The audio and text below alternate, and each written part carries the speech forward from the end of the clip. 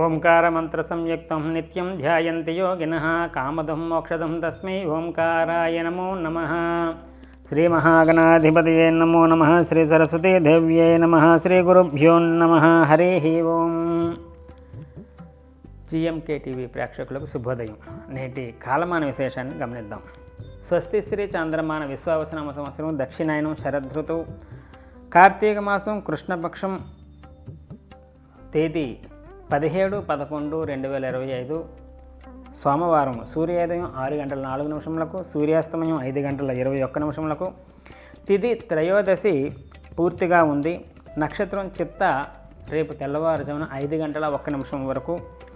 వర్జం ఉదయం 11:08 నుండి 12:55 వరకు. దుర్ముహూర్తం మధ్యాహ్నం 12:05 నుండి 1:50 వరకు. తిరిగి మధ్యాహ్నం 2:20 నుండి మధ్యాహ్నం 3:05 వరకు. అమృతకాలం రాత్రి 9:52 నుండి 11:39 వరకు. నేటి విశేషం త్రయోదశి. కార్తీక మాసంలో 4వ సోమవారం. ఇవాల్టి రోజు కార్తీక మాసంలో 4వ సోమవారం సందర్భంగా ప్రతి కార్తీక మాసం సోమవారం నక్తవ్రతం చేయాలి. న్యాయంగా కార్తీక మాసం అంతా నక్తవ్రతం చాలా శ్రేష్టంగా చెప్పబడుతుంది. కనీసం నెలంతా చేయలేకపోయినా సోమవారమైన నక్తవ్రతాన్ని ఆచరించమంటుంది శాస్త్రం. కనుక ఉదయం నుంచి సాయంత్రం దాకా ఉపవాసం చేసేటటువంటి ప్రయత్నం చేయటం, సాయంత్రం దేవాలయానికి వెళ్ళి శివాలయం దర్శనం చేసుకొని బ్రాహ్మణోత్తములకి స్వయంపాగాది దానాలు ఇచ్చుకొని భోజనం చేసేటటువంటి విధానం ఏదైతే ఉందో దాన్ని నక్తవ్రతం అని పిలుస్తారు. ఇవాళ కార్తీక సోమవారం సందర్భంగా నక్తవ్రతాన్ని ఆచరించేటటువంటి ప్రయత్నం చేయండి. అలాగే కార్తీక మాసం 4వ సోమవారం సందర్భంగా మన అనకాపల్లి పట్టణంలో శ్రీ శ్రీ శ్రీ చౌడేశ్వరి సాంబశివ దేవాలయంలో శువలాల మహోత్సవం కూడా జరుగుతుంది. కావున ఆ శువలాల మహోత్సవం సందర్భంగా స్వామికి శివాలయంలో చేసేటువంటి కైంకర్యాలు చాలా చాలా ప్రాశస్త్యంగా చెప్పబడుతుంది. అలాగే కార్తీక మాసంలో 27వ రోజుగా ఈ కార్తీక మాసంలో 27వ రోజు ప్రత్యేకించి లవణ దీపం చాలా ప్రాశస్త్యంగా చెప్తుంది కార్తీక పురాణం.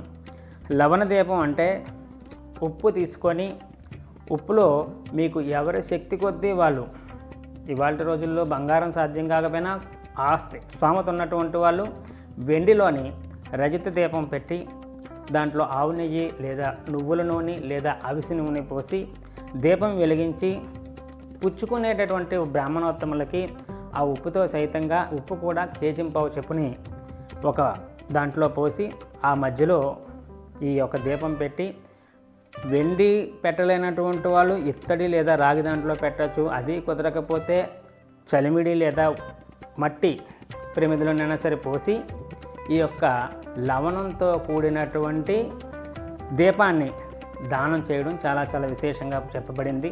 అలా దానం పుచ్చుకునేటటువంటి వాళ్ళు మనుషులు దొరకలేనప్పుడు లవణ దీపం కూడా మనం ఆ దేవాలయం పరిసర ప్రాంతాల్లో వెలిగించుకున్నా చాలా చాలా విశేషంగా చెప్పబడుతుంది.